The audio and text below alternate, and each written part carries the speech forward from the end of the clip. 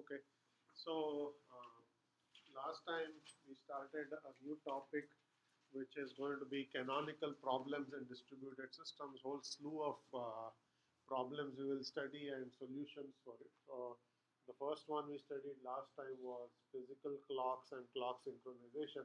How do you ensure that machines that are part of a distributed systems can synchronize their clock so that the clocks are all within a small error tolerance of one another.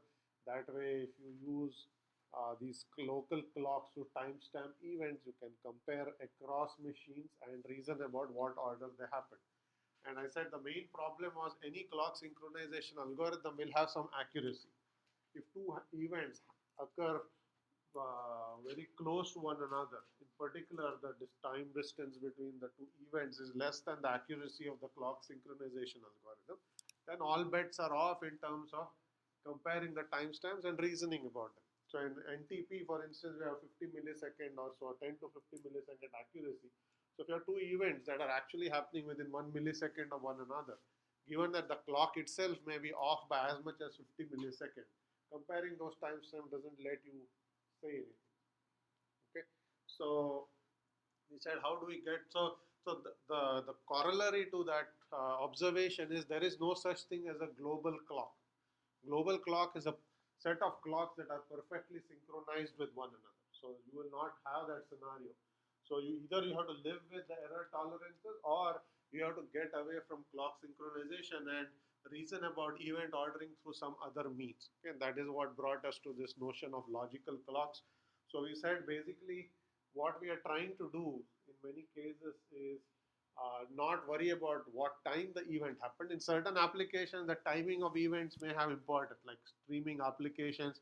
You need a frame to arrive every 33 milliseconds and so on. So the timing may be important. But in many other applications, you're simply using timestamp as a mechanism to agree on the ordering of events, which event happened before which other event. So we said, why can we not solve that problem directly without having to go through physical clocks? So we said we will assume that clocks now are not even synchronized with one another. Okay, so we'll not use physical clocks. Instead, we will use some other means to determine the order in which events happen. And I said what we really want is the way to define a total ordering of all the events. Total ordering says every event is ordered with respect to every other event on any machine. If you get that, then you are going to be able to always take any two events and reason about the ordering. Okay? But we said we'll start simple and see how we can even derive any order, let alone a total order. So we said the following observations are true. On any given machine, events can be ordered. So within a process, you can order events in the order in which the process executes those events. So if you're simply ordering print statements, okay, depending on the order in which the print statements are being executed, you can say this statement was printed before this other statement. It could be any event. It doesn't have to be print statement. It could be reading something from a file. So when a packet arrived over a network, when you printed something, or when you received a request, whatever the event is that is important to that application, within a single process, you can always define the ordering of events. That's the order in which the process executes those events. Okay? We'll say no global clock, local clocks are unsynchronized. So even that is the case, now we want to derive some order across processes. And we said the main observation we are going to use is message send and message receive. Across processes, okay, the simple observation is a message has to be sent before it is received. Okay? The send, remember now, the send is happening on one machine, the receipt is happening on some other machine because the message is traversing a network. But because a message cannot be received before it's sent, that doesn't make any sense. Now you can say that the send on this machine has to have happened before the receipt on that machine. Okay? So we'll use that property to then say all events within a process before the send will obviously be happened before the send. All events on the receiving machine after the receive would have happened after that receive. So now you can order events across processes simply because the process happened to exchange a message. Okay, that's the observation we are going to make. Okay, I'll show you some pictures in just a moment. Okay. So any questions about that? We are going to build from there and derive some ways to order events using the notion of logical clocks. Okay. Very straightforward idea. We basically say within a process you can order events. Across processes, when you exchange messages, the send has to have happened before receipt. So we are going to use that property. Is that clear? Okay. So now we will make it a little more formal. So we'll say if A and B are any two events, and particular events within the same process, and A executed before B. Event A was executed before event B. Then it should be clear that A happened before B. This arrow is what is referred to as a happened before relationship. So if you see A arrow B, that means A has happened before B. Okay, within a process, A has executed before B, so it should be clear that A has happened before B. Okay? So now if A represents the sending of a message, A is an event, that's a message sent. B is an event, that's a message received. Then we said that A has again happened before B for these two particular events. Because we said send has to have happened before receive. It doesn't matter which process did the send, which process did the receive. The message will take a finite time to propagate. So always the send happens before the receive. Okay? Messages cannot be sent and received instantaneously. Okay? So these are the only two properties we need. Within a process, A executes before B, then A happened before B. Across processes, if A is the send of a message and B is the receipt of a message, then A happened before B again. Okay? Those two things should be almost obvious. Okay, and then we say this relationship is transitive. Okay? Now, given any three events A, B, C, if you know that A has happened before B and B has happened before C, that will imply that A has happened before C. A simple transitive property. Okay? So that's the basically whatever I described intuitively. This is a formal way of representing events and the happened before relationship. So we say locally order it, send and receive, you order it, make it transitive. And then the most important last point is the relationship is undefined across processes that do not exchange messages. There are two processes that are executing independently. Within those processes, you can order events. But since they don't exchange any messages, there is nothing to order events between them because they are independent processes. Okay, so we'll say if you take an event A in process 1 and event B in process 2, they don't exchange messages. You cannot say which event happened before which event. It's undefined. There is no information that's available to us based on these two properties to order those events. Okay, so we'll say that process relationship is undefined when processes don't exchange messages. So what that says is we get a partial ordering. We will not get a total ordering, which is what we wanted, but we got a partial ordering nevertheless. Okay. Is that clear what the happened before relationship is? Okay. So now given the happened before relationship, what we want is a timestamping algorithm that will allow us to timestamp an event and then look at the timestamp and say something about the event. Okay, because this is just a observation. Okay, what you want is just as in a clock synchronization algorithm, you took a real clock and you timestamp an event and then you looked at those two and said what happened between these two events. You want the same thing without any notion of a real clock. We are going to use what is referred to as a logical clock. Okay? In particular, we are going to first want an algorithm that gives us this property. Okay? If A and B are two events and you know that A happened before B, then you want a timestamping algorithm that will basically say that the clock value of A is strictly less than the clock value of B. Okay, so you want an algorithm, if A and B are ordered by the happened before relationship, then the clock timestamping algorithm should assign a clock value or a timestamp for A which is strictly less than timestamp of B. That should follow. Okay, and if A and B are concurrent, which means they're independent events in processes that are not exchanging messages, we don't care what values the timestamping algorithm will have. So it can be equal, less than, greater than. Because they're independent, we are not going to worry about the timestamp. Okay, only when you can order them, you want that property to be true. Okay. So now question is, how do you design such a timestamping algorithm? We'll see that it's actually very straightforward. Okay, but is the problem clear? Okay, if you have two events such that A happened before B, you want a timestamping algorithm that assigns timestamps or clock values, as we'll call them. That C of A is a clock value assigned to event A, such that the clock value of A is less than clock value. Okay, so the algorithm is very straightforward. I'm going to actually draw a picture just to show you how it works. Okay, let's have this timeline process A. Let's not call it A and B.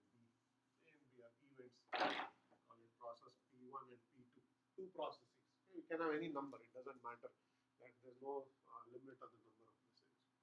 So each process is going to maintain an integer, which we will refer to as a logical clock. Okay? Now, unlike a physical clock that ticks every second, a logical clock will tick every event. Okay? Because we don't care about real time anymore. We only care about events. So if there are two events within process P1, the logical clock will be ticked after every event that you care about. What these events are is left to the process. Only events that matter you will actually cause the clock to tick. And maybe you want to only look at network or request receipts. So every time a request is received, you will tick. You may want to care about interrupt. So every time an interrupt occurs, so you define what events are of interest in this system for application. Every time an event occurs, so every process is going to maintain a logical clock. Okay? L, it's simply an integer. You start with 0. Every time an event occurs, you tick the clock. Okay? So what that says is every time an event occurs locally, you increment your logical clock. Okay? So basically, these are all local events. So you just do this. And then this process will have its own clock, which will be incremented on every local event. Okay? So now let's say process P1 is going to send a message to process P2. Okay, what we will do now is whenever you send a message, you piggyback your clock with the message. So you have the message has some data being sent, but you also send your clock value. Okay, so basically, let's say, I'm going to just call it I and J for simplicity. Okay, so so this is a send, this is a receive. Okay, so when you send the message, you are going to, in addition to the message, you are going to piggyback your clock value. Okay, and now let's say there is another clock here, which is J at this point in time. It's also incrementing at every local event. So what you will do now is for this message, this event here, the receipt event, what you will do is you will take the max of the two clock values. Okay, so you say max of whatever clock has come on the message, your local clock plus 1. So you'll increment it, but you won't increment your local clock. You'll take the max of the two clocks and increment that value. Okay, is that clear? So that's basically what's being said here. When I send the message to J, piggyback the local clock value. When you receive, you basically do, if your clock is already greater than the other clock, you increment, otherwise you do the max. Okay? Yes? How do you define an event?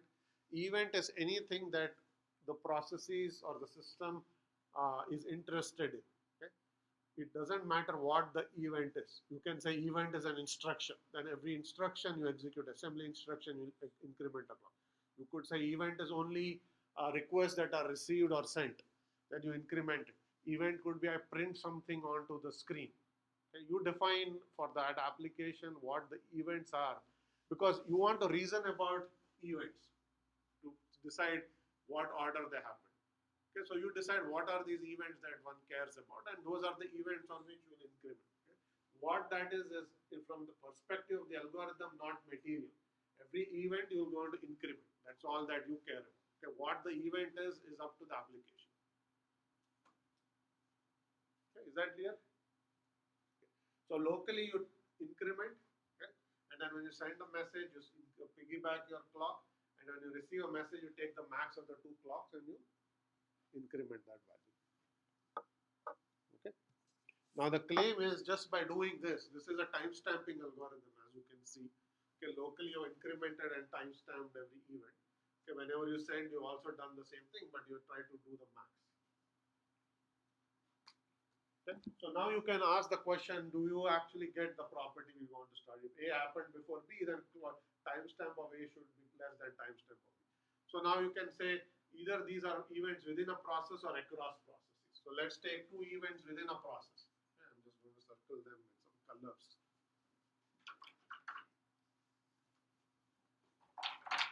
So let's take the pink event and the blue event within a process. Okay.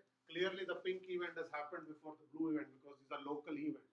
Okay. This is the timeline. Right. So this event has executed before that event. That's the order in which events are actually being executed in the process. Okay. Okay, can you now say that timestamp assigned to the pink is less than the timestamp assigned to the blue? It should be, because whenever you have a local event, you're incrementing. So if this event is several events after you have incremented the clock, so the timestamp assigned here has to be less than the timestamp assigned there. Because local events you just increment. So for any two local events, if A happened before B, then you know that the timestamp. So that property is true if there are two local events. Okay. Let me now put the event here.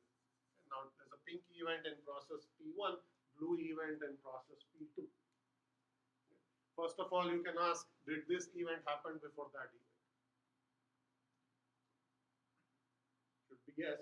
Okay, because locally this event has preceded the send. Okay, and this is timeline, so this event has happened before this event. In process P2, the receive precedes the blue because that's the local order of execution. Okay? Send always happens before the receipt. Fundamental property of messages. You can't receive a message before it was sent. Now apply transitivity. Red event happened before the send happened before the receipt happened before the blue event. We said the event, this is clearly a transitive property. So you should know that this red event has now happened before the blue event. Okay? Is that clear? Okay. So now if this event has actually happened before that event, and does our timestamping algorithm also work? Will it always guarantee that the integer value assigned to the red event will be strictly less than the integer value assigned to the blue event?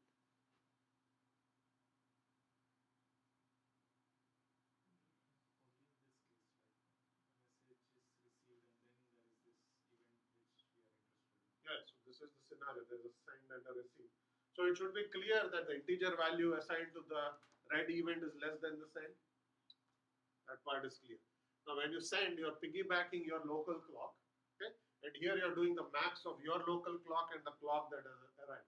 And you're doing +1. Okay? So that means that the integer value of the send has to be smaller than the receipt because it's a max of I and j +1. So this will always be greater than, because this will at least be I +1. Okay, maybe even more than I +1 if j is already greater.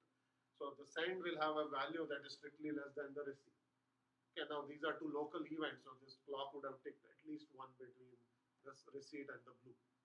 Okay. So that should tell you that the red has to be, the clock value of red has to be less than the clock value of blue. Okay. Is that clear? Okay. So we now I just gave you an informal proof. It says for local events, the clock values will also always follow that property. If A happened before B, clock value of A is less than B.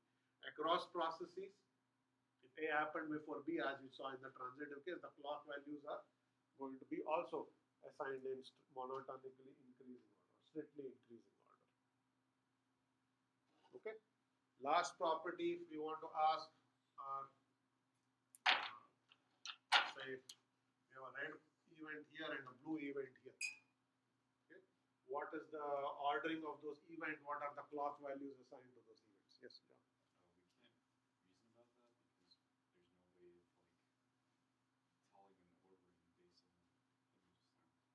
Okay, so point being made is we can't reason about this event.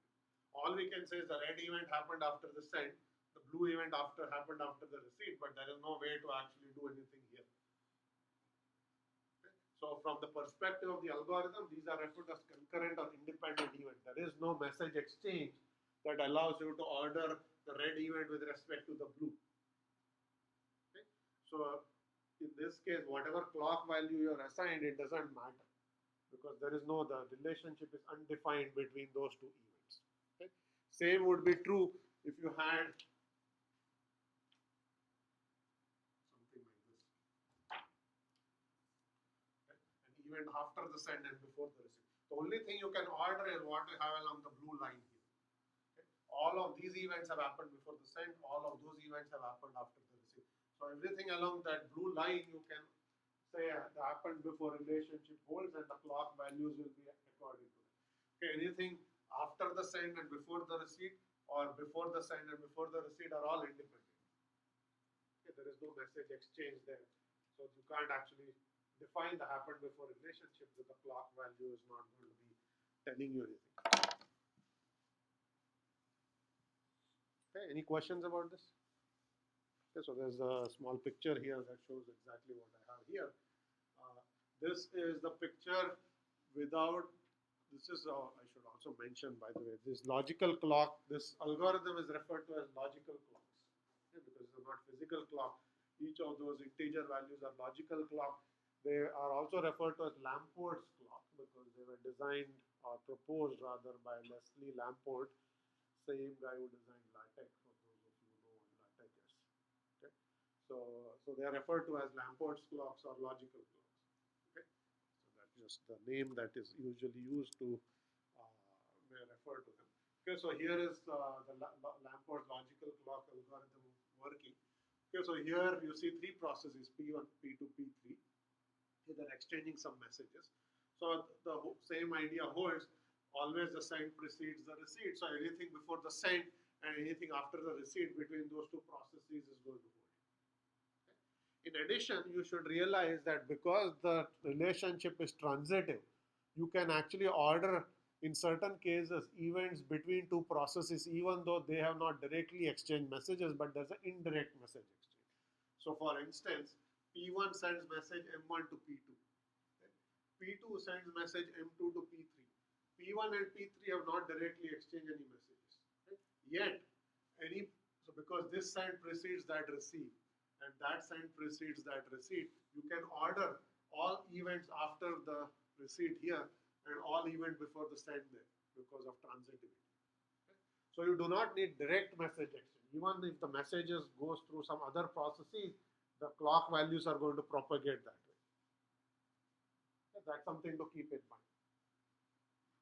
Okay. If there is neither a direct nor an indirect exchange, all bets are off. Then you can't order those events. Okay. Now what this is showing, there are two pictures here. This is showing just how the clock values are incremented locally, but no Lamport's clock algorithm is in use. Okay, and it's showing you certain scenarios where, let's say, those are events. They're not shown all the events. That's why you see the clock value jumping. Okay, but nevertheless, you see message M3 here. The send has a clock value of 60. Okay? When the message is received, the local clock has only advanced to 56. There are only 56 events have happened there. Okay, if you did not use Lamport's clock algorithm, you'll see now this receipt has a timestamp of 56. The send has a timestamp of 60. The send has a higher timestamp. Okay? This is why it won't work unless you take the max of the two. Okay? Here you have the same scenario where you piggyback the clock value. You take a max of 60 and 56 and you increment it by 1, which is why you adjusted your clock value to 61. So now you see that the send will have a smaller timestamp than the receipt. This is why you need to take the max, because if the clock has not advanced far enough, there are fewer events, then you will not get the property you want. Okay. Same is true for message M4. Here the send has a 64 timestamp.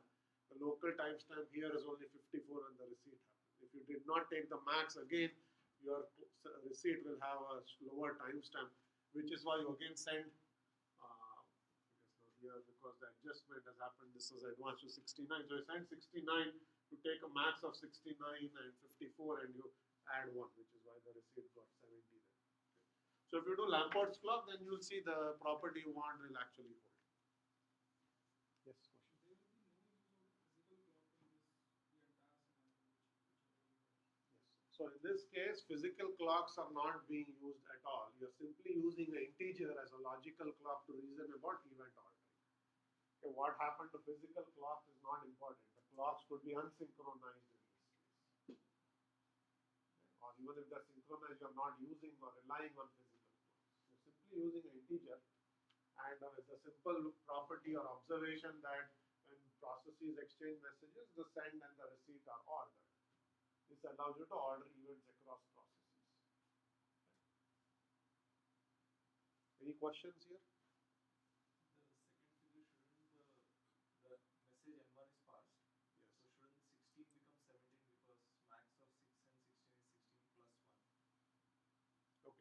So question is in M1, why is that not incrementing the clock? Is that what this is? So this is showing the clock value that was assigned to this after the receipt happened. So presumably here the clock had advanced to 15 the clock that came from the message was 6. So you take max of 6 plus 15 plus 1. So what got assigned is 16 there. At least that's what is being shown. Technically, it works even if you don't do plus 1. Even with the max, it works. But we just do plus 1 just to reason about it better. Yes? Is there a maximal value for the logic clock? Is what? The maximal value, like you cannot always increase the value. Cannot be. What is the maximum value of the clock? Is that what you're asking? Yeah. So this is an integer. Okay, so integer ticks after every event. There is no maximum value that you don't care about how many events have happened. You just ticking the clock. What's the question again? I didn't follow your question.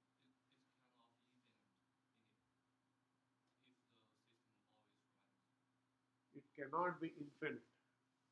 It can keep increasing. Depends on how many events have happened. This is simply an integer, so the integer can always increase, right? Integers have no limit. I don't understand what you're asking. Still it will zeroize after the process ending. No, repeat your question. It's what? I mean, every time you change a process, you want to initialize. Whenever you start a process, you start with the clock of 0. As long as the process runs, you keep incrementing. When the process receives a message, you take the clock value of the message that came, your local clock max is the 2 plus 1. Okay, so what's the question? I'm not following. Are you saying something about integer cannot be, what do you mean by integer cannot be infinite? I mean, if the integer is defined as a long integer. Okay, so you are asking about machine representation of integers. So you are asking if there are 32-bit integers, then the maximum number of events you can track is 2 to the power 31 because the integer will overflow. Is that your question? Yeah. Okay. So this algorithm is clearly an abstract algorithm. Here integers are integers. Okay, integers can increment to whatever value you want. In a physical machine where you represent it, clearly the integer representation you have should be able to accommodate all the events that have happened over the lifetime of the process. If this is an infinitely running application that never terminates, eventually your integer on any real machine will overflow. That's the point you're making. That's true that's an implementation issue. Okay, that doesn't matter what the abstract algorithm is. It's an integer. Integers can always increment. So you need to make sure whether you use long or long is a 24-bit, 32-bit, excuse me, or a 64-bit. All of that and how many events you track will depend on the lifetime. In most cases, it's not going to matter. Even 2 to the power 32 is good enough. For 64-bit integers, you will not have enough events to track. That is not a problem. That's a lot of events to over before your integer overflows. But we are not worried about the abstract, the implementation of an abstract algorithm. So simply an algorithm. So here integers can never overflow because it's an abstract integer. Okay, they can keep ticking. But in implementation, that's an important detail, yes. Okay. So there is a discussion in the textbook of how you take this Lamport's algorithm, which only involves message exchange between pairs of processes and hence only gives you partial ordering. We said after the send and after the receive, those are independent events and things like that. So there are certain events here that you cannot order, so it's a partial order. But the book actually talks about how do you take that algorithm, generalize it, and get a real total order. Okay, what happens in real total ordering is, in addition to the send and the receive between two processes, that message is actually broadcast to every other process. Even though that message is not required by the process, you simply send a copy of all the messages to every other process in your system, your end processes in a distributed system. So you always multicast out messages. Okay, even though the message is only meant for a certain process, everyone else gets it. So everyone else will take the max of that clock value and increment it upon every message exchange. And as a result of that, you can get total order. Because here, if two processes don't exchange messages, or M3 is not received by P1, you cannot order any events here versus P3. Okay. So the intuitive idea is if you can broadcast every message and simply use Lamport's clock algorithm upon the receipt, okay, you will be able to get message ordering that's totally ordered. Okay. I won't go into the details of why that is the case. If you want to know a little more, you can go and look at the book And it also gives an example of a banking application where you want to basically have updates on what order events have happened. Because let's say you are withdrawing some money and you are depositing some money, and you are withdrawing, let's say you traveled somewhere to a different state and you're withdrawing money, and then there's a local replica of your account there. Okay, and there is another master database somewhere else. You want to reason about the event ordering. Okay? Did you overdraw your account before the deposit came, or did the deposit come after? So to do this kind of stuff, you need to do total ordering. Partial ordering may not be enough. And there's a generalization of it, which I won't go into too many details here. You can go and read it in the book. It's more important that you understand the basic algorithm, not the generalization, okay, which is simply Lamport's clocks. Okay. So now I'm going to show a different algorithm that picks up from Lamport's clock. It's called vector clocks. Okay. And it gives us a slightly different property. Yeah, in fact, it's a property that we probably care about more than what Lamport's clock actually gives us. Okay, so let me go back to what Lamport's clock actually shows. Lamport's clock says if A is happened before B, okay, you have the sort of a timing diagram, and you know A has happened before B, and Lamport's clock is timestamping events such as C of A is less than C of B. Okay? What that says is A happened before B implies that the clock value of A is less than clock value of B. Okay? Remember that this implication is going in one direction. Okay? It is not a reverse implication. Okay? What that also says is, we haven't said that if clock value of A is less than clock value of B, that implies that A happened before B. Okay? And that's the property we want, because what we want is a timestamping algorithm that timestamp events. And simply by looking at the events, you want to say what order did they happen. If you want to look at timestamps and say this is the order of event, you want the reverse implication. You want to take two events, look at their timestamp, compare them, and based on whether one is greater than the other, say because your timestamped it this way, A has happened before B. Okay? That's not the case for Lamport's clock.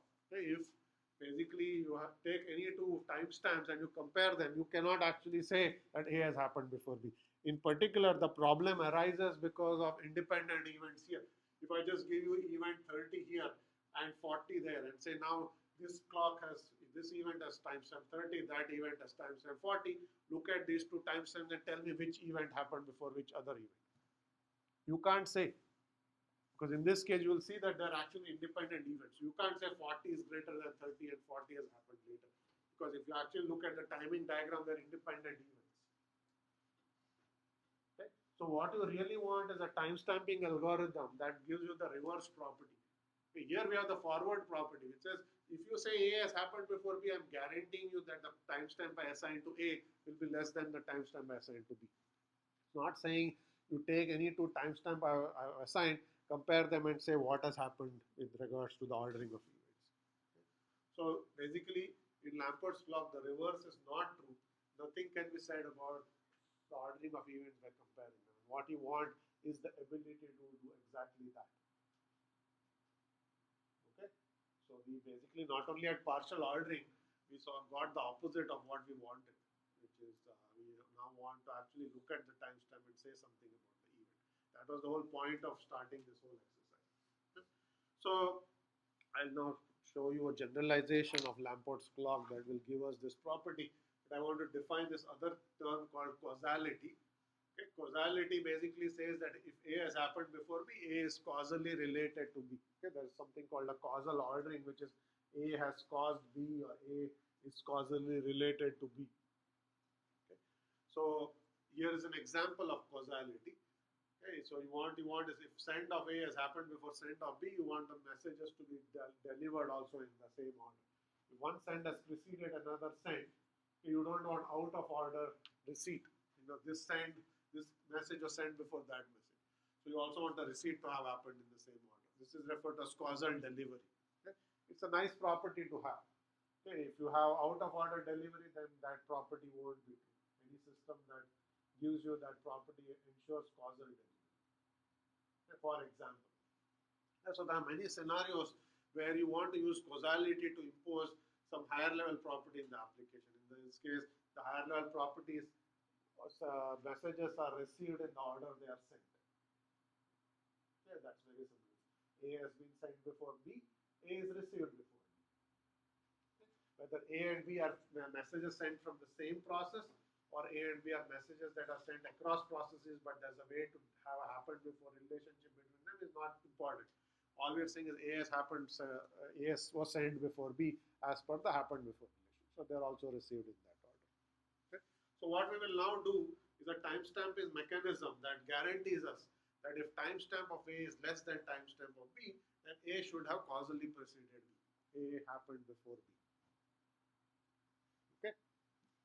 So we will now define such a timestamping algorithm. It works very similarly to Lamport's clock, and now we have a term that is called vector clocks, because now our clock is not a single integer, it's a vector of integers. And let me define the algorithm is here, but I want to show you the same thing with this.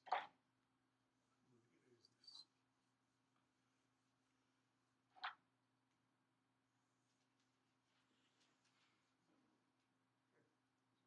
The same two processes, P1, P2.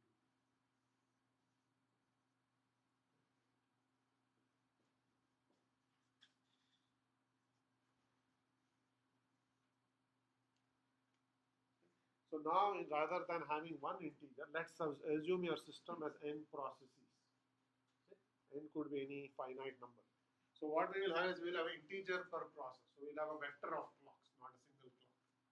Okay?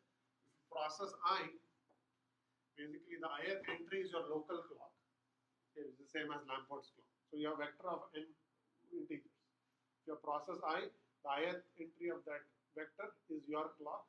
Everything else is what you know about other clocks in the system. That's what it means. Okay? And the algorithm works very similarly. Whenever your local events, you take your local clock, which is if your process Pi, okay, whenever your local event, you increment the ith entry. In this case, let's say this is process P0 and P1. Okay, so process P0, whenever there are local event, will increment the first entry of the vector. Process P1, whenever there are local events, will increment the second entry of this vector. Okay, because that is its local clock. That's exactly the same as Lamport's clock. Okay. Now, again, you do the same thing. When you send a message, you basically send your local, you send your entire vector. Let's say this is now 1, 0. So you send 1, 0 here. Okay. And when you receive, what you do is you take the max of the two vectors plus 1 for your local clock. Same algorithm. Okay. What does max of the two vector mean? You take each entry, take the max of the two. Okay, so let's say here the clock had advanced to 0, 2. Okay, here clock value is 1, 0. So what has come is 1, 0 and your 0, 2. So you take the first entry, take max of 1 and 0 and say now that is 1. Take the second entry, max of 0 and 2 is 2. And then you also increment your local clock, so this one will become 1, 3. Okay. So you do max for a vector, which is you do pairwise max of each entry of the vector, and then you take your local clock. Okay, so that's exactly what is said here. Send a message, piggyback entire vector, receipt of a message, take each of the kth entry, okay, take the max, and then you increment the local one. Okay, and you're done. That's it. So you just took the Lamport's clock. Instead of a clock, now you have a vector, and then you just send around vectors when you send messages, and you do max of vectors instead of max of integers. Okay, that's the algorithm. Now I haven't shown you why the reverse property is true, that we will talk about. But the algorithm, I hope, is clear what it do. Okay. Now again, let's reason about this the way we reasoned about Lamport's clocks. Okay. Local events, basically you get clocks in increasing order. Okay. Basically from 0, 0 you went to 1, 0. Okay. Clock is ticking. Also you will see that for local events, if this is greater than this, then that has happened before. That you should be clear. Okay. Now across events the same thing. This send and this receipt have increasing order.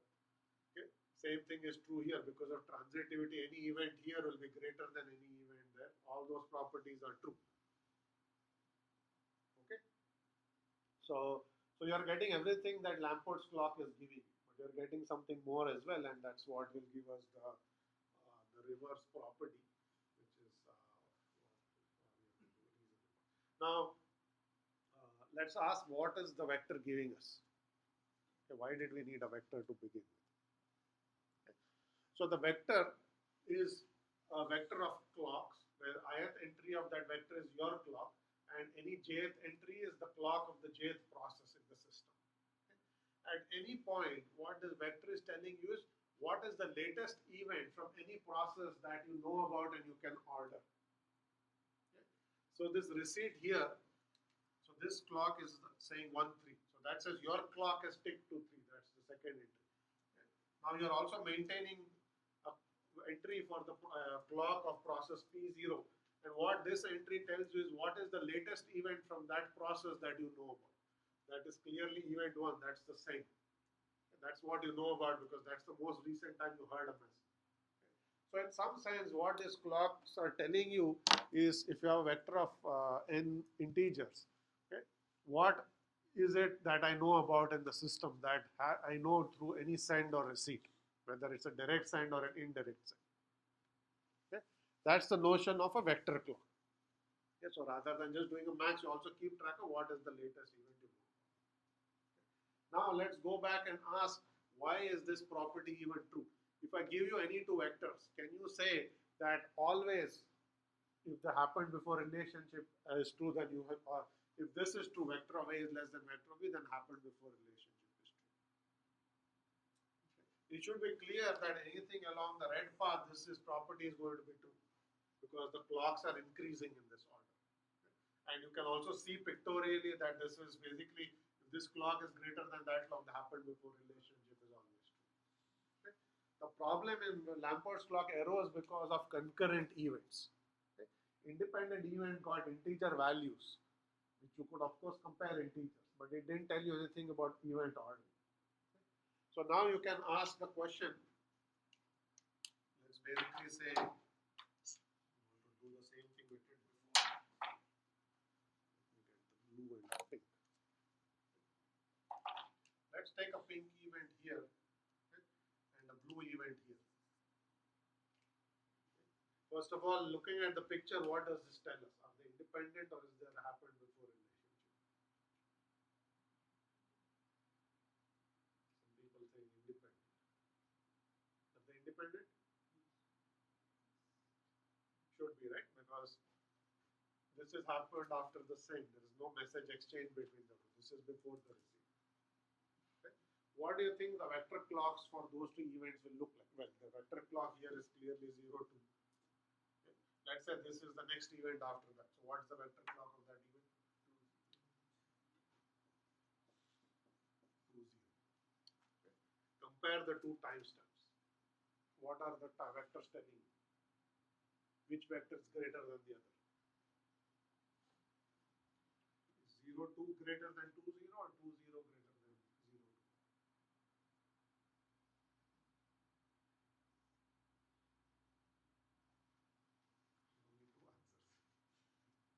two answers. 0 2 less 2 0. Sorry, what did you say? 0 2 less than 2 0. Okay. So this one answer is 0, 2 is less than 2, 0. Anyone believe that? Or disbelieve that? Okay, first you should ask, say, you did tell me what less than means for a vector. Define less than should be your answer, not that try to guess. Okay. So what does it mean to say Vi is less than Vj? Let's define that, then you can ask that question. Okay.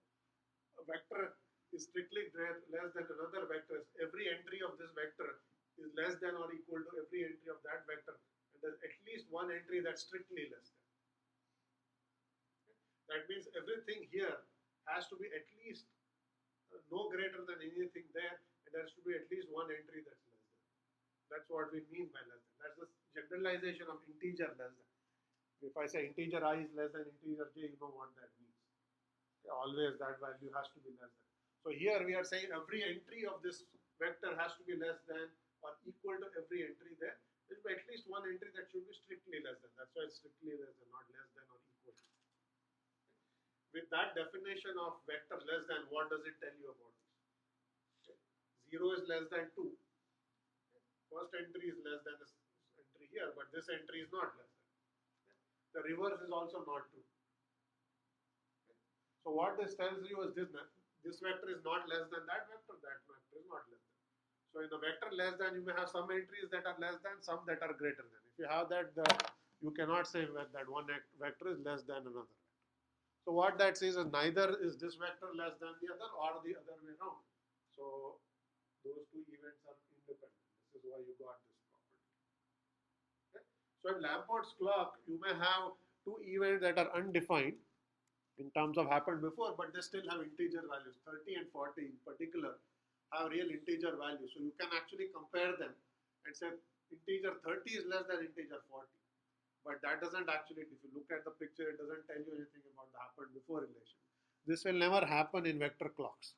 If two events are independent, the vectors will not be comparable by definition of how we have done the vector less than. Is that clear? So you can do any two. You can, there's a way to actually write the proof, but you can just do some, so that's the exercise for the homework.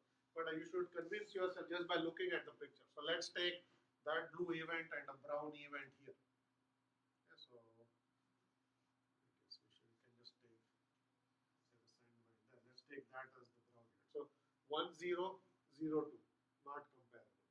Okay? 0 2 2 0, not comparable. 2 0, let's say you have 1 4 here, okay, which is the one after the receipt. You compare those two. Those are also independent events. Okay, again, they are not comparable because whenever you have events that are independent, you will see that the vector is giving you some values that are greater and some values that are less. Why is that? Because local event, the local clock is incrementing. This process has not heard from that process after the most recent send. So that value is incremented. So your local clock for that process will always be less than that process's clock. Okay? What P1 knows about P0 will always be somewhat outdated than what P0 knows about itself because it has executed certain more events. So its local clock has advanced. So at least that value would be greater than whatever this process knows after the most recent set. Hence the vectors become such that you cannot compare them anymore. Okay, this is what I said. That's why you keep a vector. That is what is the most recent event I know about this other process. Any event locally that has happened after that most recent event I know about it would have a greater timestamp, and hence that entry would be at least greater than what I know about that process, making those two events not comparable, which is what you should have because you don't have anything after that send to compare. Okay? That's the intuition about why vector clocks work. Okay?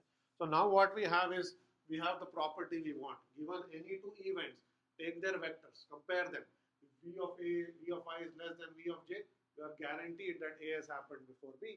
And if they are independent events, the vectors by definition are not comparable because of how it works. Okay. So now we have gotten an event ordering the way we want. Okay. No clock synchronization needed. No physical clock needed. We simply use some integers. We incremented the integers. We send those vectors with messages. And now we can talk about ordering of events even though there are no clocks, actual clocks being used. Okay. Very nice property to have. Now we don't care about whether the clocks are out of sync, none of that matters anymore. The only thing that matters is send precedes the receipt. And we use that property to order. Okay?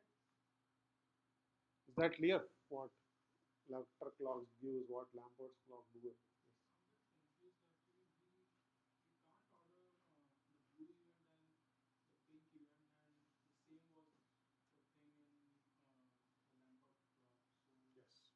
So there's a point of confusion saying that the blue event and the pink event here cannot be compared. Okay? So even in Lamport's clock, these two events were independent events. So why is it that in metric clocks we can actually say something in Lamport's clock? Is that your question? Okay. So now we can just do the same algorithm and just overlay Lamport's clock values over the metric clocks, right? So what is the Lamport's clock going to be? I wish we had a little more color here. Let's use brown. Okay. So this Lamport's clock is 0, 1, 2. Here you have 0, 1. Okay. And then what goes over here as Lamport's clock will be 1 because that's what you will send. Okay, you will take 1. Your local clock is 1. Okay. So you'll take the max of 1 and 1 is 1 and you increment. So here you'll get a, or we can actually not confuse it. If this has advanced to 2, let's say this is 2. Okay, just, so you take max of 2 comma 1 which is 2 and then you get 3 here. So this is 4. Okay. So the brown values are same events or timestamp by Lamport's clock and the vectors are what vector clocks. Okay, now your question is, although these two events are independent, what happened in Lamport's clock that prevented us from doing this observation? Okay, so now if I give you the two timestamp, what's the timestamp of the pink event? 2. What's the timestamp of the blue event? In this case also 2. And I said now I give you two events that are timestamp 2 and 2. What can you tell me about them? Okay, by comparing them. Okay. The integers are same. Okay, just for simplicity, I'm just going to make it 1.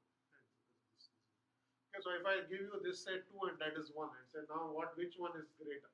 So you will say that's greater. So then I'll say, does that mean that happened before or happened after that?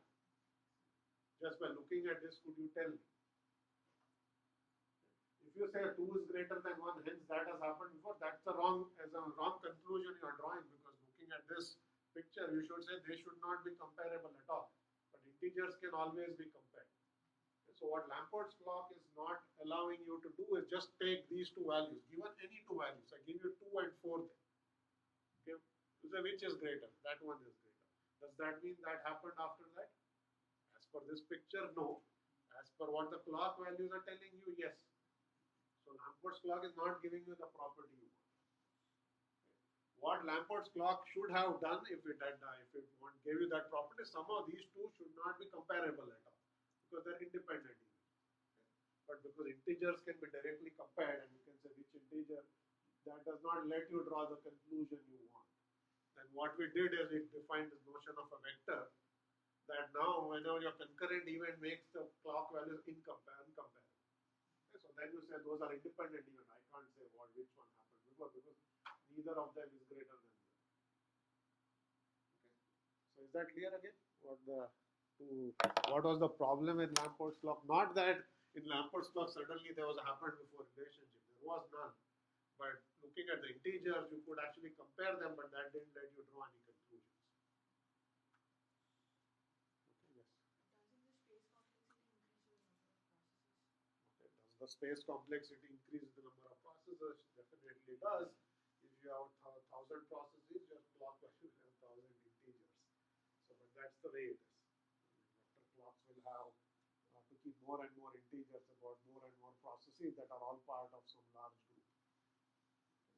Okay, so that is unfortunately true. We can still use the Lamport clock if we have a list of messages that have been passed between processes, but that would involve a global memory which is not desirable. Yeah, so we don't have global memory, we don't have global clocks. So you do have to do, unfortunately, sending of messages with clock values and so on. But yeah, I mean, if you have 10,000 processes, your clock will have 10,000 integers, which is rather large for a clock, but that's the way it is. Typically, this is used in smaller groups for a reason. In most cases, actually not used. People just say, I'm going to use NTP and I'm going to just timestamp, and that's the way it is. Okay? Sometimes you'll make wrong conclusions if two events happen very close to one another within the error tolerance of NTP. And if you can live with that, then that's the easiest thing. You don't have to bother about keeping. This an application has to keep track of. NTP is something that the OS takes care of. You don't do anything. You just say get time of day, it gives you time of day, you timestamp it. You're done. And that's all you need to do. Here you have to implement a library that's going to do all this extra work. but it doesn't assume clock synchronization. Okay, so that's the way it is. Okay, any other questions here?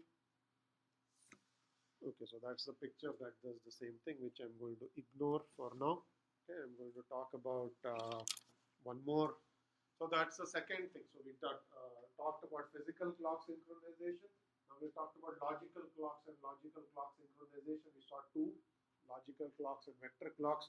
Now we are going to talk about a third problem, okay, which is they are all somewhat independent, but we'll see in many of these now we'll bring back vector clocks or logical clocks to solve some other problem, okay, as well. Okay.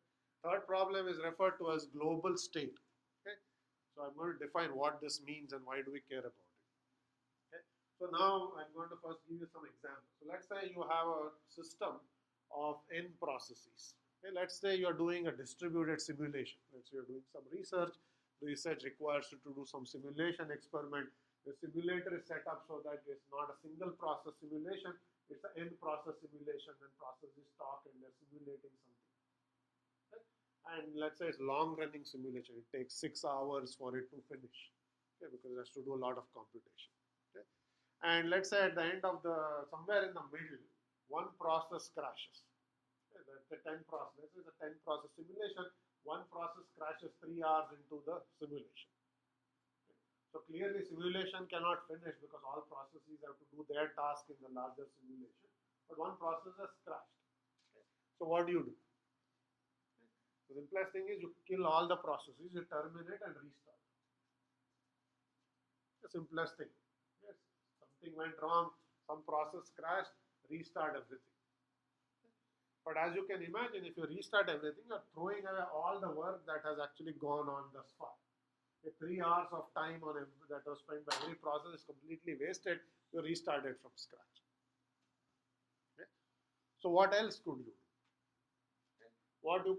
The other thing you could do is periodically every process can somehow do what is referred to as a checkpoint, where it writes to disk whatever work it has some intermediate result, saying this is what I have done, here is the current intermediate result.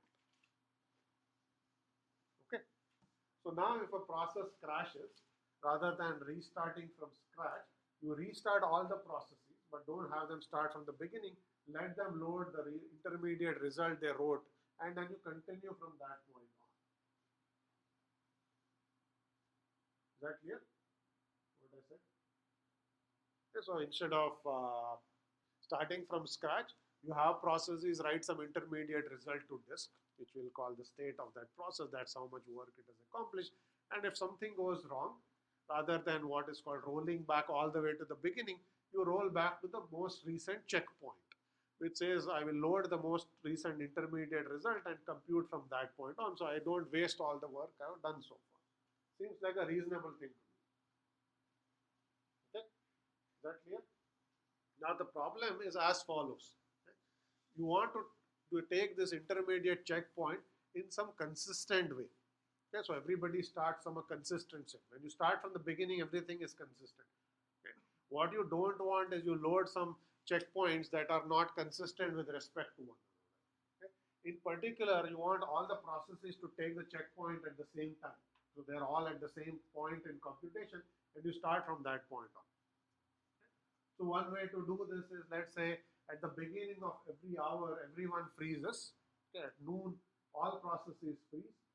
Okay, nothing is happening, so you checkpoint at noon, okay, continue. At 1 o'clock, everything freezes, checkpoint, continue. Okay. So now you crash somewhere, you take the most recent checkpoint, everything was exactly taken at that point in time, and you continue. Okay. Then you have something that is consistent with respect to one another. Okay. Is that clear? You know, what's the problem with doing it this way?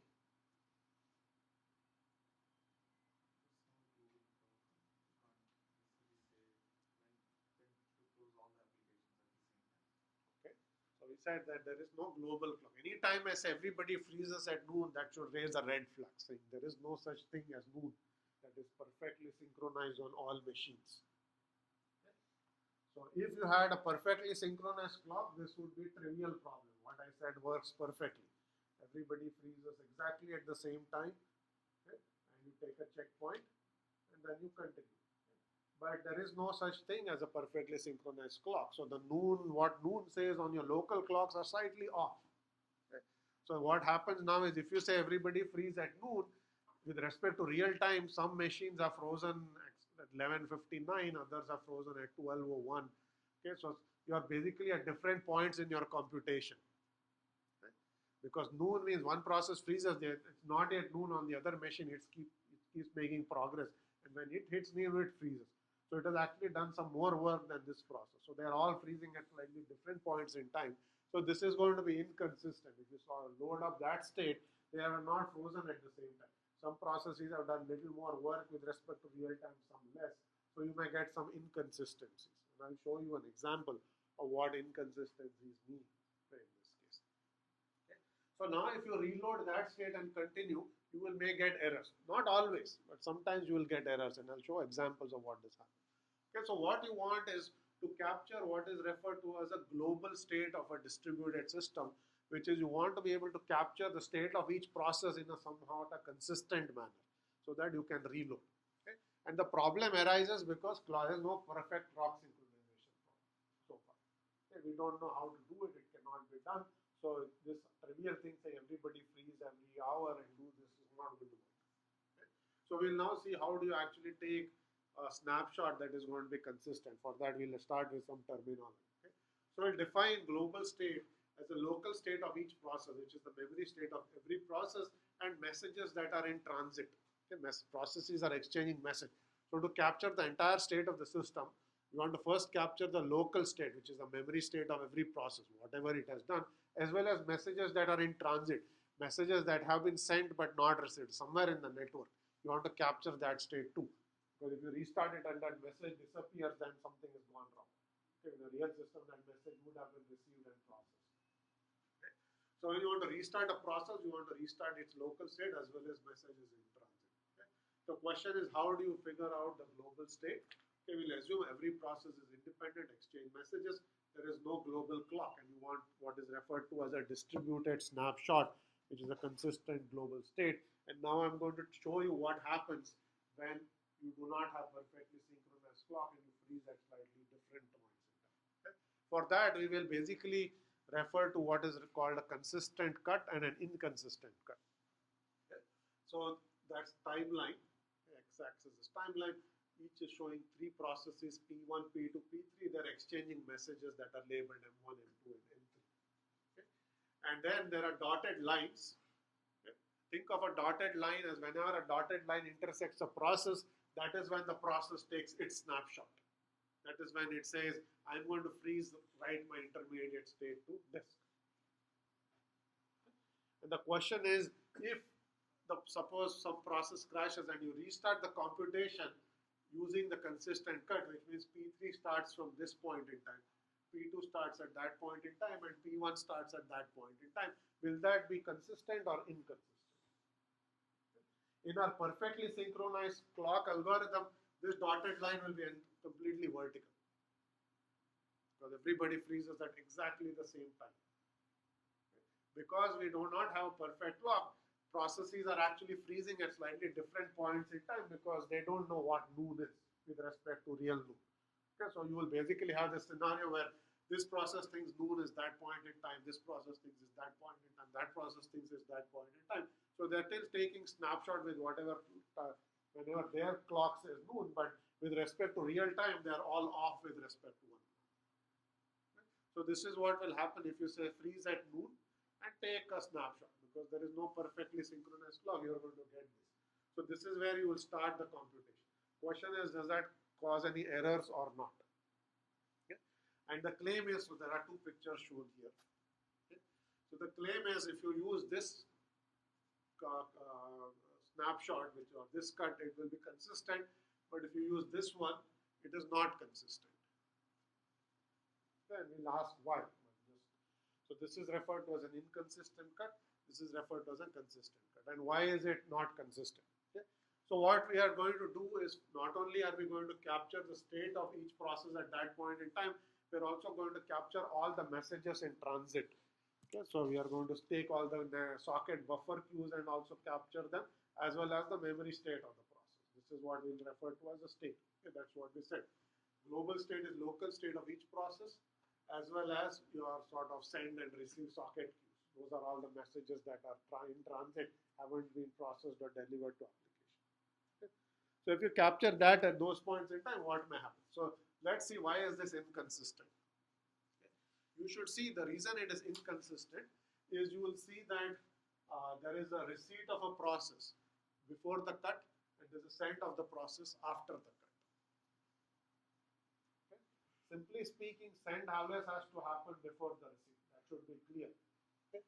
So now let's assume that P3 checkpointed here, P2 checkpointed here, P1 checkpointed there, and you restarted this processes at that point in time. What will happen? Okay. P2 starts from this point on. P2 is again going to compute here and send this message. Before the crash happened, the message M2 was already received and processed. P3 has checkpointed then. So after you restart, message M2 will get resent. Will get sent for a second time, re-delivered and reprocessed. Okay? So now you have a problem because that message has been sent and processed twice. Okay? That's going to result in inconsistency. That message could have simply been increment a counter. Counter got incremented twice, everything goes haywire because now you have some inconsistency. It should have been incremented only once.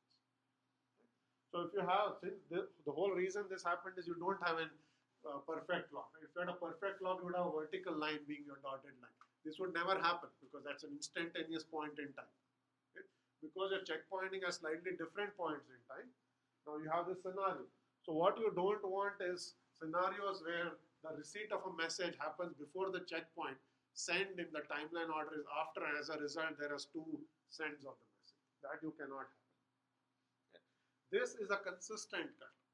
Okay, because although there are messages crossing the dotted line, the send is always before and the receipt is after. That's not a problem. The reason it's not a problem is, okay, in this case M3 has been sent. Okay. It was not received at the point of the cut.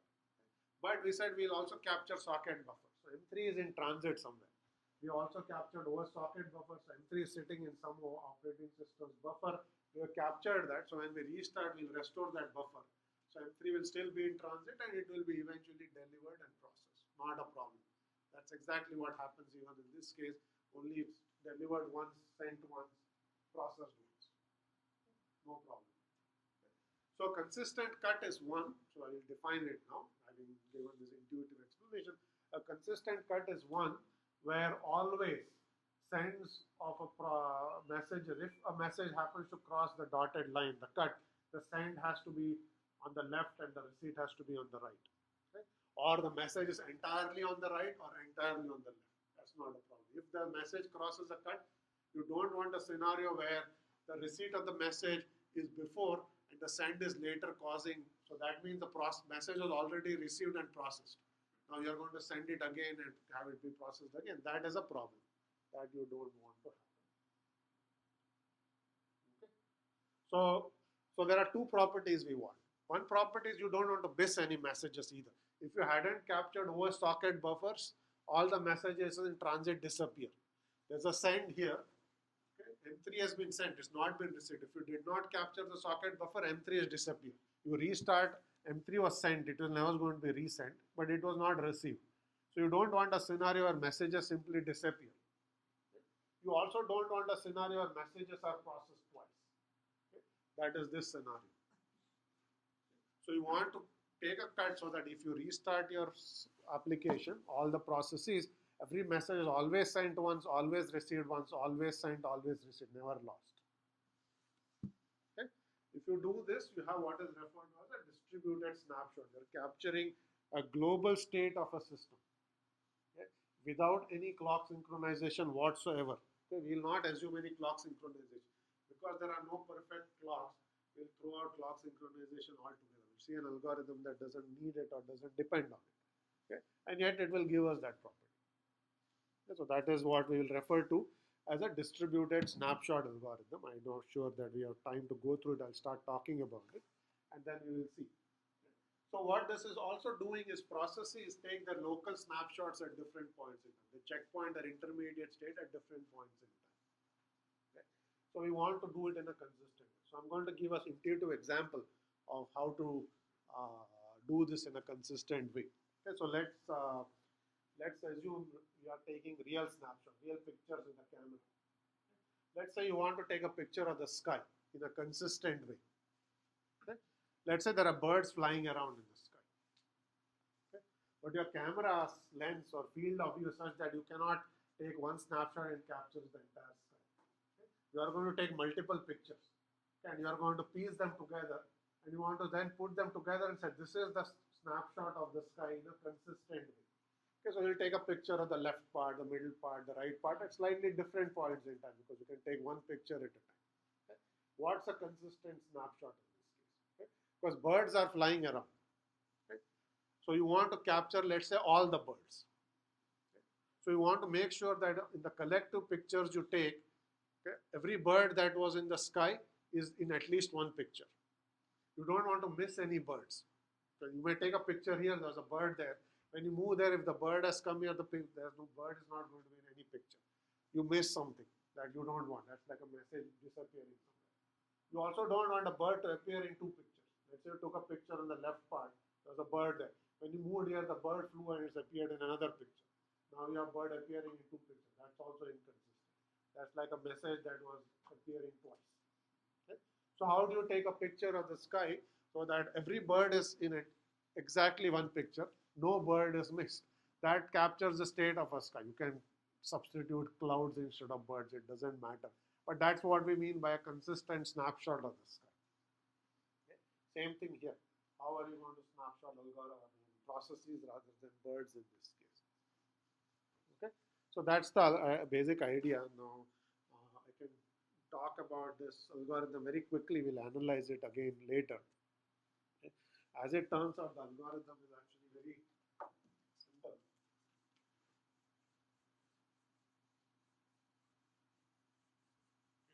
Okay, so I'm going to draw a small picture here, and there's a picture here as well. Okay, so let's take three processes, A, B, and C. Okay. So we'll assume that any process can start the distributed snapshot. So it's time to take a snapshot just in case some process crashes, we reload from it. So let's say A starts the snapshot process. Okay. The way it does it is basically, let's say A has active TCP connections with some of the processes in the system. Doesn't matter, it doesn't need to have it with all, but A now let's say has a active TCP connection with B and C. Okay. So what A will do is basically it will send a message saying take snapshot. Okay. So A is first going to take its own snapshot and write it out to this, that is local state, and it's going to say take a snapshot, send a take a snapshot message on the active TCP connection to B and C. Those are the ones that have message. Okay. When B and C, when each process receives a take snapshot message, it will take a local snapshot of its state, okay, and it will send the same message to all its active TCP connection. Maybe B has TCP connections with two other processes and so on. So this is what each of them will do.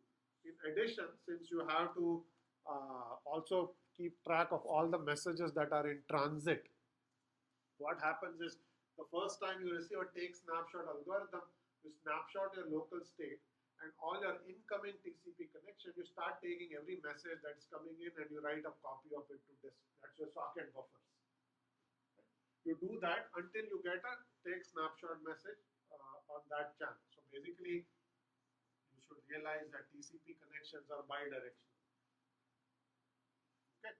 So when A takes a snapshot and it sends take snapshot messages, there are incoming messages from B and C. So it will start writing these out to disk. So this will go here, B will take its own snapshot and all of its outgoing messages, including the backward one, it will send a take snapshot message. Okay. So there will be a take snapshot message coming. So all the messages preceding that will get written out. Okay. Once you receive this mark, which is referred to the marker message, you stop recording. Okay. So I'm going to repeat what I just said. Any process can initiate a snapshot by writing its local state to disk, okay, and sending what are called marker messages or on its outgoing TCP connections. Okay. And then you also take all your incoming TCP messages and start writing them to disk. You continue this until you receive a marker message on your incoming thing as well. That's saying stop recording. The first marker says start recording. The last marker says stop recording. And that's basically what the marker messages mean. Any process in the system, as soon as it receives the first marker message, starts recording, and it sends marker messages on its outgoing channels. Okay. And then it starts recording also. Not only does it record its memory, it starts recording all its incoming messages as well until it receives a stop recording. Okay. That's the algorithm. Now, why does it capture consistent snapshot? Does it ever end? All that we have to discuss. But is it clear what the algorithm is? Very straightforward. No timing, nothing. Any process can initiate it by saying, let's take a snapshot, record your state, and tell everyone else to do the same thing by sending essentially what's referred to as a marker message. Okay, so that's basically, you'll see this here. So that thing here, that box here is your memory state. These are all messages that are coming in. Okay, when a marker message comes on your incoming channel, first time you record your state, you send marker messages on outgoing channels, and you start recording any other incoming channel, you start recording the messages that are coming in until you receive markers. Okay, so that's the algorithm. Now, I don't have time because I ran out of time to tell you, first of all, why does it capture a distributed snapshot? Does it capture messages in transit? All that we'll study. Next, the final thing you want to say is, does this algorithm even stop? If these markers just keep circulating and never end? Okay, we need to make sure that the algorithm also ends. Okay, both of these things we'll talk about next time. Okay, so we'll just stop here for today. All right.